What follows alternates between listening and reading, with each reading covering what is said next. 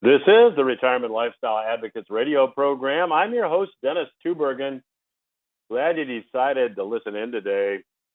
Hey, I've got a terrific show lined up for you today. In the interest of the 4th of July holiday that just passed, I'm going to interview today Mr. Jeffrey Tucker, and we're going to talk about liberty. That's in segments 2 and 3 of today's program. I know you're going to appreciate Jeffrey's perspective, so you'll want to stay tuned for that. It is July, which means I do have a brand new July 2023 special report for you. The report is titled Mid-Year Forecast from a Panel of Experts. Since we're in the middle of the year here and we've experienced a stock market rally now about halfway through the year, you have to ask, is this a bear market rally? Is there more downside ahead, or has the market turned the corner?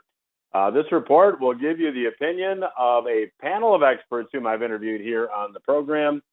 And when you request that report by visiting the website, requestyourreport.com, I'll not only send you the report, I'll also send you a copy of my best-selling revenue sourcing book that contains a retirement planning strategy for the current economy. So again, to get your report, mid-year forecast from a panel of experts, as well as your copy of the best-selling book, Revenue Sourcing, just visit requestyourreport.com.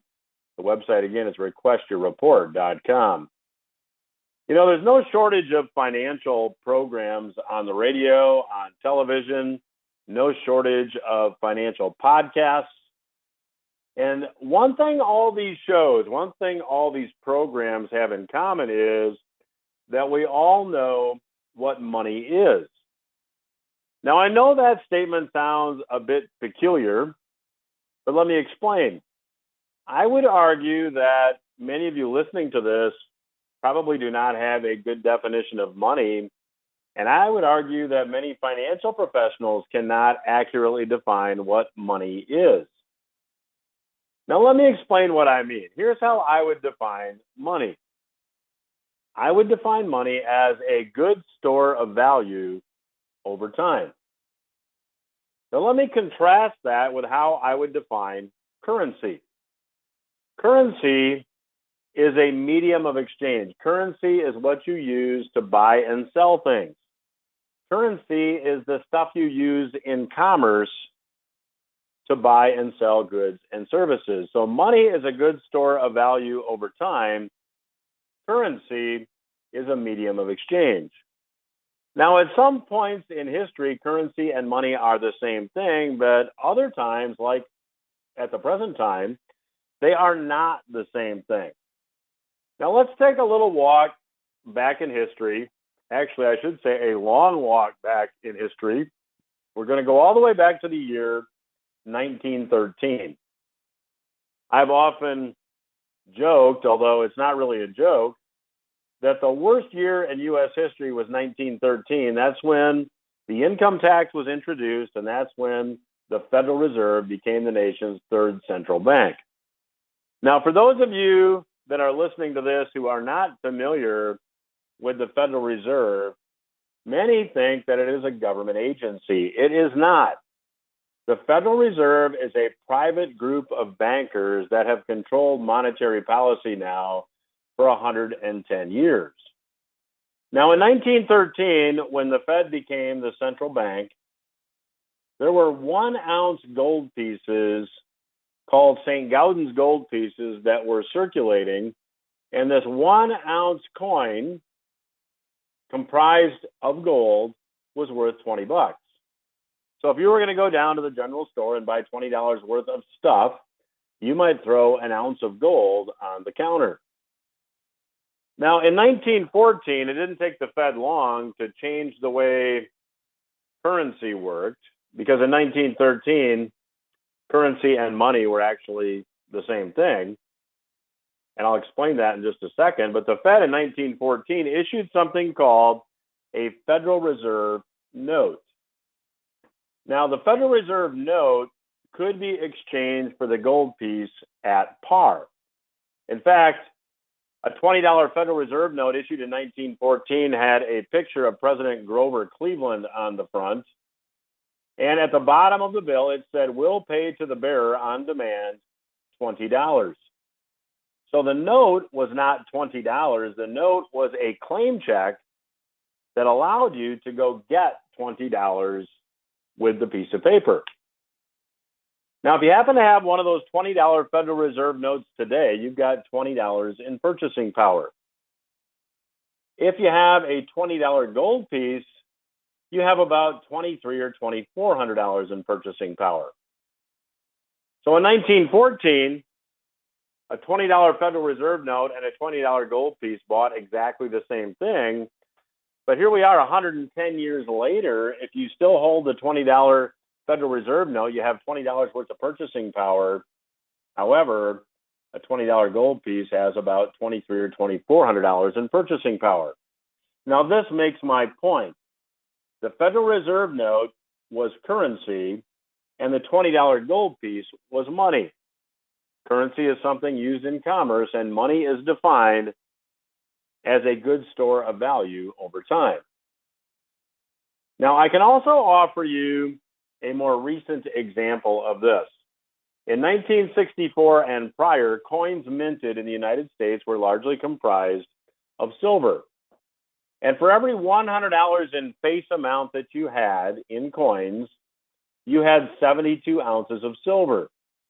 If you had 100 silver dollars, which adds up to $100 in face amount, you possess 72 ounces of silver.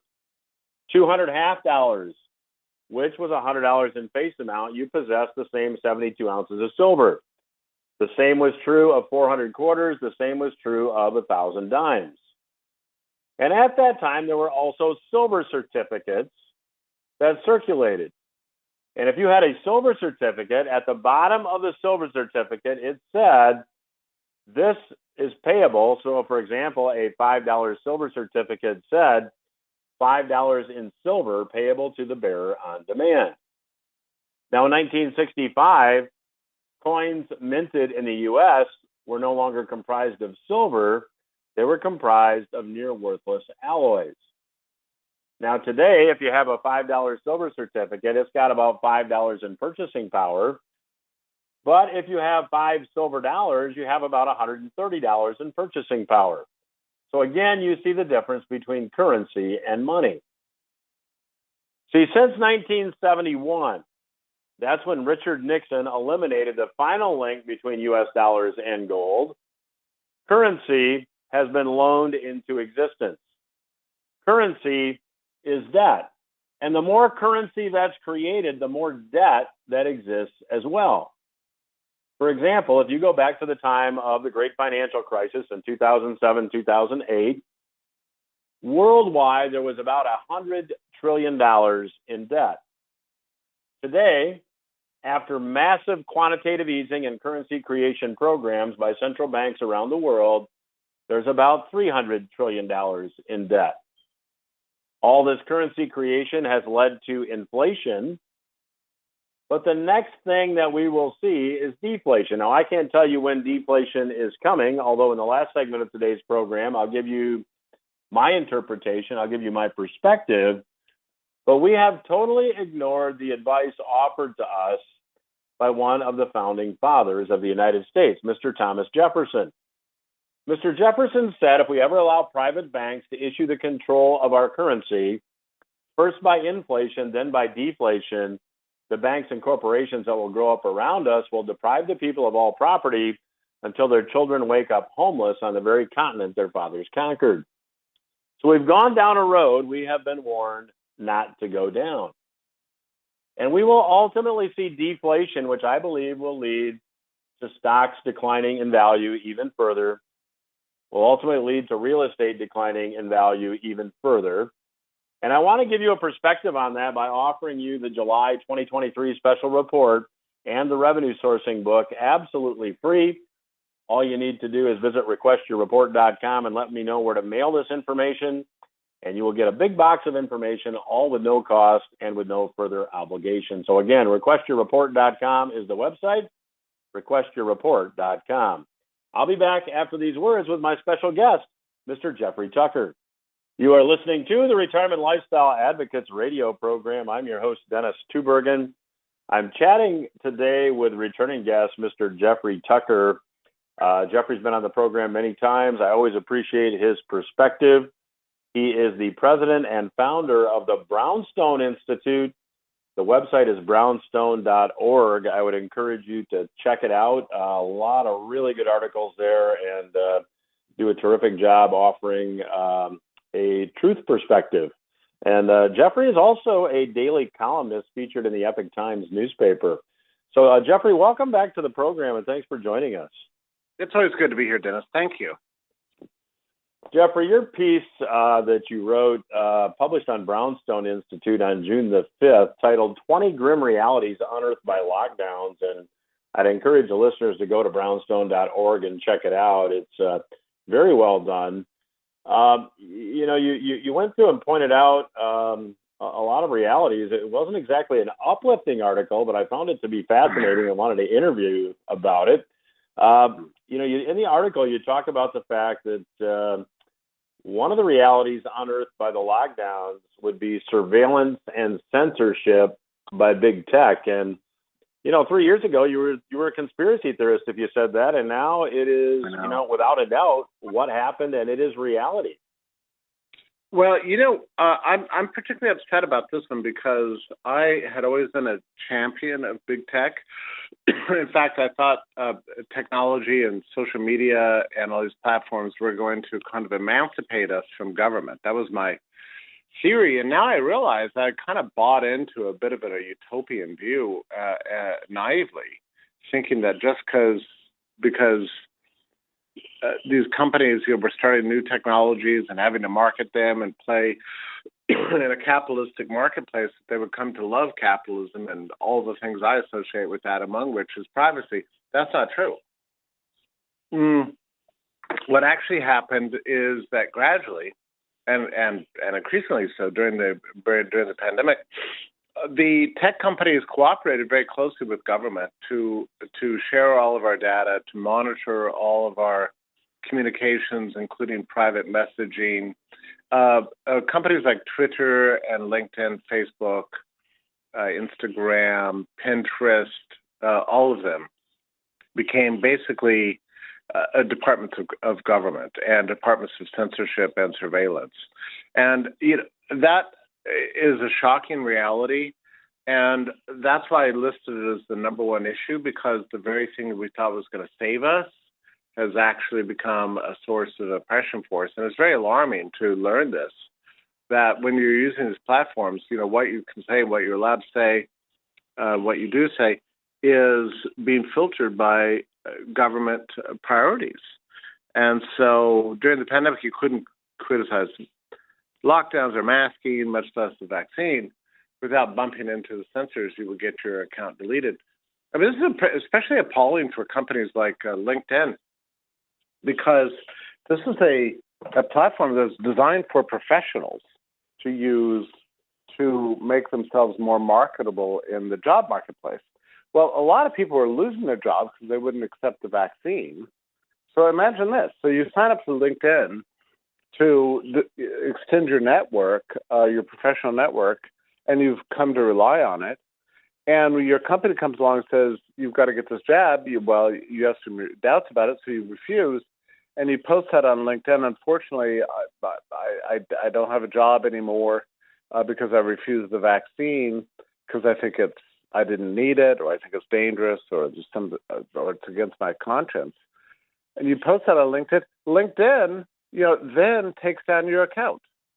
So the very time when you needed them the most, they were not there to help you. They were there to censor you and even take away your own professional network that you had trusted them to build. So, and by the way, Dennis, it's much worse than we thought.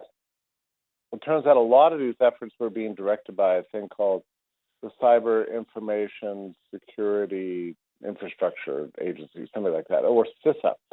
And CISA was the very agency within, I have to think about which department it's in. I don't quite remember right offhand, maybe HHS. But that's the agency that decided to divide the entire American workforce between essential workers and unessential workers, essential businesses and unessential businesses. They're the ones who did that. That same small agency that nobody even knew existed was they also operated as the censors, working very closely with social media companies the entire time. And we know this because the House of Representatives just released something like a 50-page report on the subject that came out 2 days ago. Well, if you're just joining me, I'm chatting today with the president and founder of the Brownstone Institute, Mr. Jeffrey Tucker. The website is brownstone.org, and you can also read Jeffrey's work every day in the Epoch Times newspaper. Jeffrey, as you were talking, number 3 on your list is government propaganda by big media. And, if you would have written something like that 4 or 5 years ago, you'd had a lot of people out there say, well, wait a minute, this is not, this is not communist Russia. It's not communist China. What are you saying? But now it's really reality. Can you dive into that a bit? Well, I think most of your listeners will understand what I'm saying here. And I have to confess to you, I'm not sure. Well, first of all, I should say that, yes, most news you get on big media is, in fact, government propaganda. And it goes in a strangely circuitous route. So Big Pharma works very closely with big government. Big Pharma is 70% of the advertising on major media platforms comes from the pharmaceutical companies. So they do whatever the pharmaceutical companies want. And you also have direct FBI and CIA agents embedded very strongly. Obviously, it's the New York Times, but also at CNN and MSNBC and so on. It goes down the list. To say nothing of NPR. So, and I think your listeners will relate to this in a way. This has become incredibly obvious to me. So I turned on NPR yesterday. I try never to do that, but I did it yesterday. And it was overwhelming. It felt like Soviet news. I mean, the very first news item was about the air quality in the Midwest right now, at which, the hint of that is that climate change is coming. And so the skies are dark and everything's terrible. And that's why, because of climate change. And so the only way to cure climate change is to take away your freedom. That was within the first 20 seconds that I listened. Then they changed the subject over to Biden's infrastructure plans and his plans to restore the American middle class and blah, blah, blah. Well, the tone of the guy's voice became elevated and sincere and wonderful, like the great Biden administration. So I listened to just a couple of minutes of it, and then they went on to a special interview over LGBTQ issues, right? So, I mean, it was just overwhelming just how obviously propagandistic this was. And part of what I don't know is if I'm just now seeing it and I just understand, I'm just now aware of it, or if it's actually gotten worse. I suspect it's a combination of the two. But nonetheless, it is the terrible reality. And this is why media all seems to be kind of falling apart these days. I mean, we've got your show and the new Twitter and the Musk, so many podcasts, so many great things going on these days. The old media does seem to be falling apart. So, Jeffrey, on that line, do you see changes coming to the way, traditional media is structured? I'm thinking about Tucker Carlson being shown the door at Fox. Their ratings are plummeting. It seems like, they're kind of imploding on themselves. Yeah, I think so. And we're in a transition period right now. I grew up in a time where there were 3 television stations, 3 news networks, and they all had the same thing every night, and everybody trusted them, and that was it. We lived in a normal time in a normal country, and that's just how we lived. But something went very wrong over the course of decades, or you could say it went right, but everything got decentralized, and now it's so decentralized today that there is no longer a national narrative. And I guess in a way, Dennis, that's good. But the problem is that it puts a real strong burden on everyone else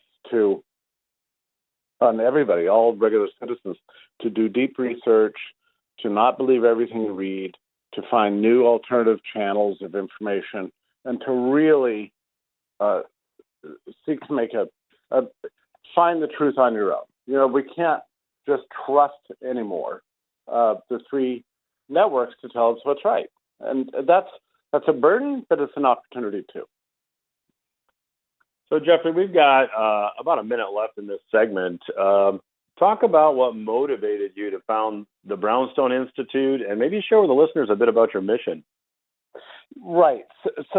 So after the lockdowns in March of 2020, I was in shock. I couldn't believe it was actually happening to our country, that the governments at all levels, the state, local, federal, would all be united that we shouldn't have the Bill of Rights, that we shouldn't have free speech, that we shouldn't be able to move around, that our businesses have to shut. And I couldn't believe it was happening. I initially thought it was just a terrible error. But then it just kind of went on and on and on and on. And ultimately it lasted, 2 years. And I knew that it was a turning point in history. And through these pandemic controls, a lot of other terrible things were going to be unleashed, like business chaos and inflation and a health crisis, drug overdoses, the suicide ideation just went through the roof, learning loss among new generations. There's so many things that were unleashed. And I realized that we needed an institution that could understand the root of the problem in order to find solutions and to provide some interpretation for all the chaos going on around us, and then also, help provide some guidance to finding our way out of this mess. So that's why I started Brownstone. I didn't see anybody else doing that.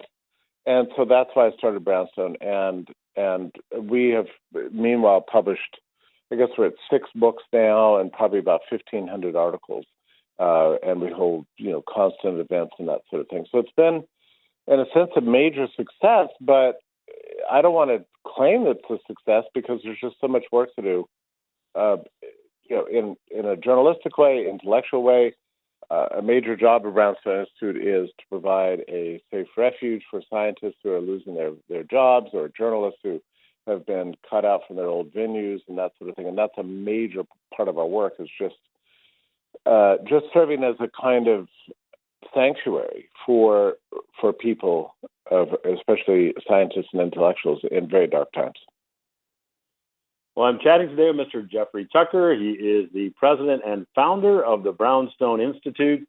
Brownstone.org is the site, and you can read his daily column in the Epoch Times. I will continue my conversation with Jeffrey Tucker when RLA Radio returns. Welcome back to RLA Radio. I'm your host, Dennis Tuberg, and I'm chatting today with Mr. Jeffrey Tucker. Jeffrey is the founder and president of the Brownstone Institute. You can read the Brownstone Institute's published articles at brownstone.org.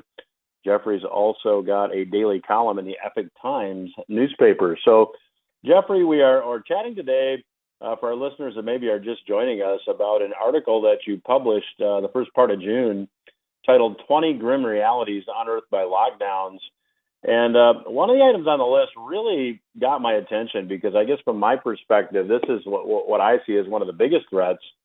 And you list influence and power, of the administrative state. And you go on to say that, the Constitution set up the 3 branches of government, but now we've got this 4th branch, which contains a permanent class of bureaucrats that nobody elected. It is a big threat in my view, and I'd like you to share what your thoughts are with the listeners. I've been a lifelong, I guess you would say, libertarian, or a champion of small government and individual freedom. And I don't think that for most of my life I fully understood what a threat the permanent bureaucracy is. I knew it was there, but I didn't realize just how much of a bite out of our liberties and our sense of democracy and self-government it had taken.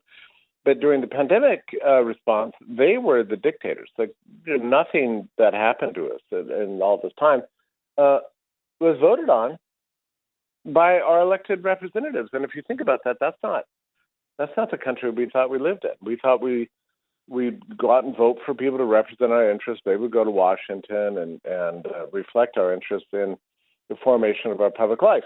That's how we thought the system worked. But what we learned otherwise is that there's this army of bureaucrats out there with some more than 400 agencies that are arbitrarily ruling our life, and we can do very little about it. They're there all the time. I mean, just the mask mandate on travelers, the fact you had to wear a mask on airplanes was mandated by the CDC. They had no legislative authority for that. They just did it on their own, and when they were challenged in court, their response was, "We can do whatever we want." So, and this pertains to all these agencies. Like I said, we have more than 400 of them. And what you find, the more you look at the structure, is that most of them are mainly controlled by various private industrial interests. So the Department of Agriculture is controlled by big ag interests. The FDA is clearly entirely run by big pharma. The Securities and Exchange Commission is controlled by the largest players within the securities industry. Department of Labor is mainly influenced by labor unions and the biggest possible corporations, and so on it goes. Most of these agencies are entirely captured by large industrial interests, and they use these agencies to kind of crush the competition. What's striking is just how much power they've accumulated over the decades. We didn't even have something like an administrative state from the founding all the way through the 19th century. It only started gaining power, following World War I, and then the power would ebb and flow. But since the 1960s, it's gotten worse and worse and worse. And now here we find ourselves in the 21st century, and we've lost our rights of self-government. I've tried to demonstrate, and many writers at Brownstone have tried to demonstrate this terrible truth, that in March 2020, it was something like a final coup d'etat by the administrative state against the elected representatives. I mean, Trump at some point, once he green-lighted lockdowns, in effect, was not the president anymore. His wishes, because he was wanting to open up the country at some point. But he couldn't stop the bureaucrats once they took hold, once they gained power. There was essentially nothing they could do, and nothing anybody in Congress or the Senate could do, and for that matter, nothing the courts could do. So it was a grim time, and we're past those times. But I don't really believe that the powers that they accumulated over those years have yet to be given back to the people and their elected leaders. I think it still rests with these large, powerful agencies and the interest groups that control them. And that's a very disturbing reality. And I never would have believed it 5 years ago that we'd be in this situation, but that's where we are. Jeffrey, a couple of the things you point out in your article, and these I think are a bit related.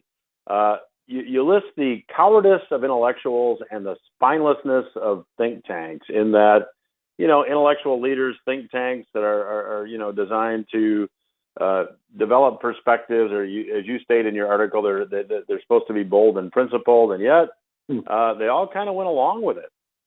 Yeah, that was something I didn't really expect, and it's taken me a long time to think through it. It turns out that people's willingness to speak out is very often connected to their careers. So part of the job of a professor or an intellectual or a TV commentator is to keep the job and have a secure position and get a salary and not rock the boat. That's what most of them do most of the times. We don't like to think of it that way, but it's really true. And, you think of it this way. If you've got a tenured full professorship at an Ivy League university like Yale or Harvard, and you say something that really rocks the boat that's contrary to the whole of the establishment, and people come after you, and you lose that job, which can happen. There's nowhere for you to go. After a position like that, you're stuck. So as a result, these high-end professionals are extremely risk-averse in a career sense. So they make their living in the realm of ideas, but quite often they use their voices to reflect only the ideas that make their job safe. Now, this is different from, for example, the person who cuts your hair, the butcher at the local grocery, or the person who's picking up your dry cleaning, or the person who's coming in to fix your toilet. And these people have different kinds of jobs where if they lose one job, they can quickly get another job. It's not a problem. It's what I call professional fungibility. Like fungibility is a term we use in money to mean that it doesn't matter whether I have this dollar or that dollar; they're all the same. So professions in outside of the realm of ideas, outside of academia, are far more. They're able to move around a lot better, and so they don't worry so much about being canceled. It's not a problem. If your hair cutter doesn't like his boss, he's going to quit and get a job down the street. That's not true for a think tanker in Washington or a professor at a university. They simply don't have many options in life. As a result, they're not as free to speak the truth. So when we need them the most, it turns out that's when they're useful the least. That's the terrible irony of it. We saw all this unfold. So I guess my point is that you're more likely to get honesty and truth from your barber than you are from the local professor at the university. Sad to say, true. Jeffrey, one more thing you list in your article, this is a bit related, that the political left and the political right, you said both sides kind of betrayed their ideals. They didn't stick up for what they allegedly stand for. Yeah. This happened on the left. The ACLU had nothing to say about vaccine mandates or travel restrictions or tech censorship or anything else. These are principles the left is supposed to agree with, freedom of association, civil rights. That was all thrown out the window, especially on the vaccine mandates. That was particularly disappointing. Now, on the right, we're supposed to believe in the rule of law and constitutional government, that sort of thing. The lockdowns began under the Trump administration, and that confused a lot of people who were supporters of Trump. Why is he doing this to us? Why is he permissioning? Why is he standing there while my small business is being destroyed and I can't go to my father's funeral? Why is Trump presiding over this? Well, I think he made gigantic errors, but sadly, for a lot of people on the right, they kind of went along with it because they thought that to criticize Trump was I don't know, it was not a good idea. They got confused. So as a result, and this is very critical here, this article covers essentially 3 years of history, crossing two presidential administrations and a topsy-turvy control of Congress. What it means is that both Republicans and Democrats are implicated in this. The left and the right are implicated in this. Everybody's been compromised. My team, which I've always thought to be the Libertarians, had almost nothing to say about any of this stuff that's going on, which is something pretty incredible if you think about it. So, in a way, it was a kind of a perfect storm. So all the people who should have spoken out just went silent. So, Jeffrey, time for one more. You talk about the corruption of public education in your piece, and this is something that we learned as a reality. Can you, in a couple of minutes or so, just comment? Yeah, the corruption of public education. It was the strangest feature of the pandemic response to shut all the schools. Some were shut just for a few months, some for a year, some for 2 years. The public schools are things we pay for with our tax dollars, and we expect them to perform for us, and that's just sort of part of American life and has been for the better part of 120 years or longer. And then they just all shut. And it was amazing because we knew from February 2020 that this virus was never a danger to the kids. yes, they would get exposed, yes, they would get infected, and yes, they would recover. And no healthy child anywhere in the world died from COVID. That's just a fact. So, why did they shut the schools? It was a panic, or maybe the teachers' unions wanted all the teachers to have an extended vacation. I don't know what it is. But you think about it, these are schools we all pay for with our tax dollars, and they weren't there when we needed them. And as a result, we've got an educational crisis. We've got a cultural crisis. I don't think it's an accident that we've got gender dysphoria sweeping through a whole generation of kids. Tragedies all around. It was a real betrayal. And I don't think that this is good for the advocates of public schooling. That it was very bad for them, especially that during the lockdown times, a lot of parents looked into what was going on with the curriculum at the schools, and what they found they didn't like. They found critical race theory and all sorts of gender weird things going on, and that created a lot of public anger. So people have left the public schools in droves over the last couple of years, more so than we've ever seen in 100 years. I suspect that we're seeing a quiet revolution in educational services these days. People don't trust their public schools anymore. They're paying extra for private schools, or they're homeschooling now. I've yet to see the data, but there's every indication that mothers with young kids have left the workforce. Millions have, and are now just deciding to teach their kids at home. I mean, that's the consequences of this. You could say it's a good consequence, and that's I suppose the silver lining in a way. I think it's good. On the other hand, the upheaval of the last several years has been disastrous for a whole generation of kids in primary school, secondary school, and in college.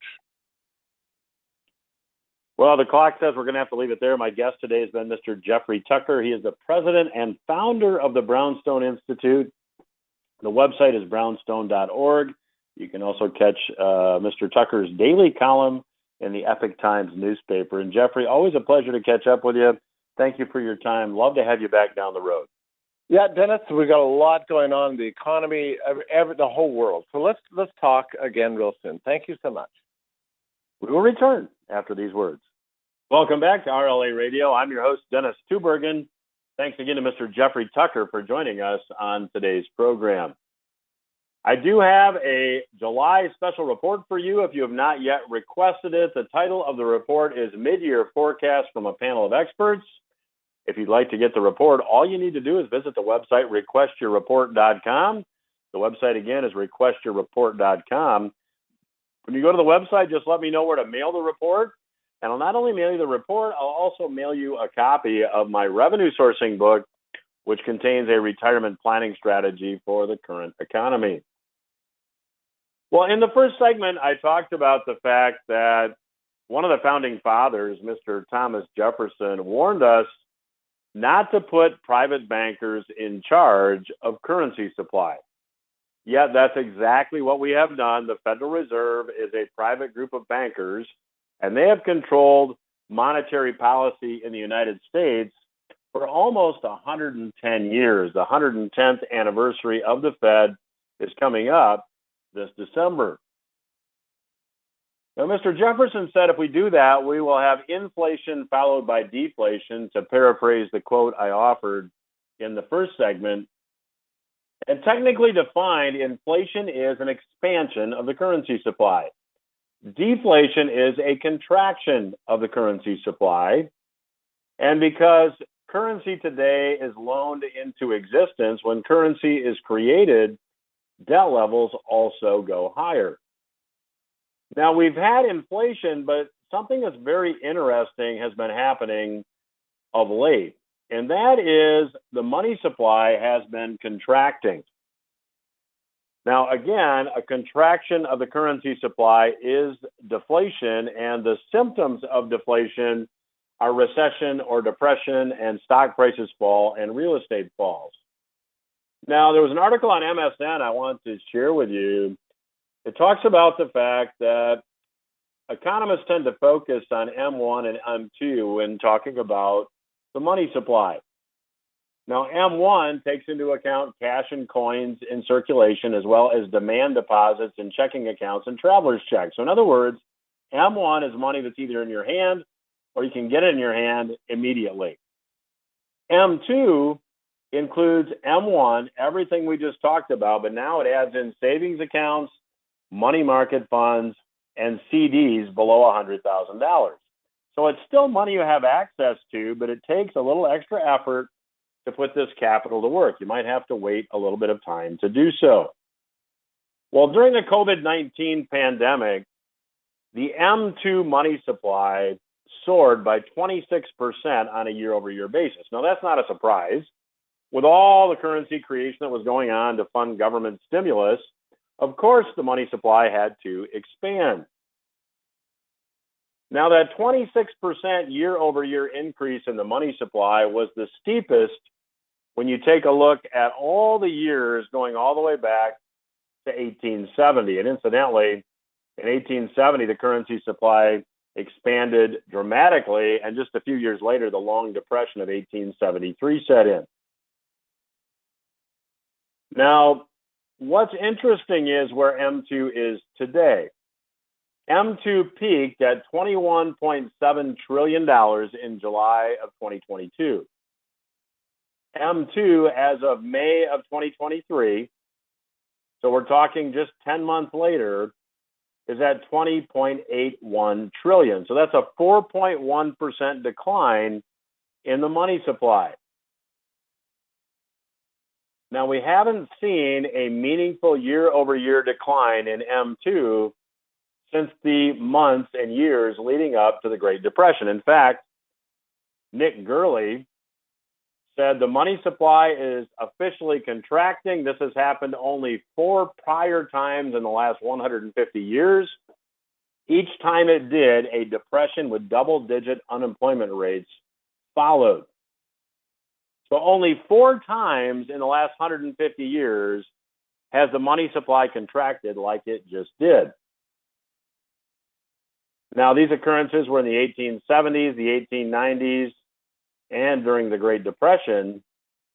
However, each time it's happened, a deep recession or depression, whatever term you want to use, followed. So what lies ahead for us? Well, that's where my July 2023 special report comes in. To get a copy of the special report titled Mid-Year Forecast from a Panel of Experts, go to requestyourreport.com.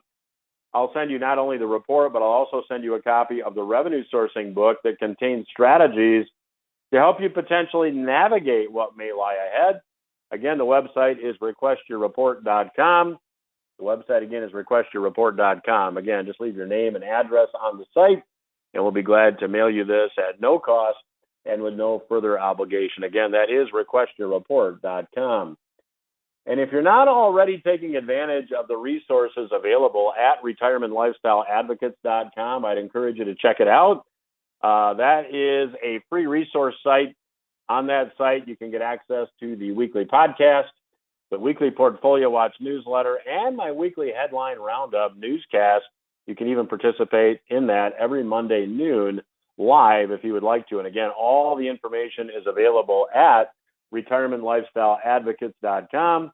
The website, again, is retirementlifestyleadvocates.com. That's all the time I have for this week.